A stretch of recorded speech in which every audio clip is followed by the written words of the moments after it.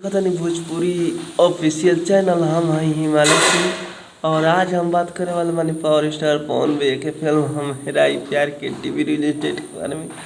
ये फिल्म में star cast में बड़े पवन भैया और हर्षिका फुनाचा नजर आई हैं।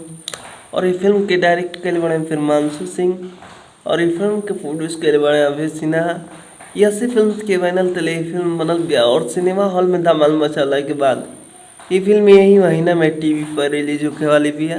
ये फिल्म का अभी टीवी रिलीज डेट नहीं क्या है, लेकिन 1 से 2 दिन में आप लोगों के बीच टीवी रिलीज डेट आ जाए तो आप लोगों के हम वीडियो अलग से बना के बता दें। लेकिन अभी बता दें कि ये फिल्म आप लोगों के बीच आने वाले भी है भोजपुरी सिनेमा टीवी पर।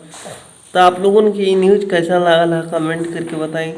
और पवन भैया और हर्षिका फुनाचा के फैन बनी तो वीडियो को लाइक करी और चैनल पे नया बनी तो चैनल के सब्सक्राइब करी कि कहे कि ऐसे नहीं भोजपुरी के खबर अपना चैनल पर लाओ रहेला। मिलता नहीं अगला वीडियो में एगो नया खबर के साथ। तब तक के लिए जय हिंद जय भोजपुरी।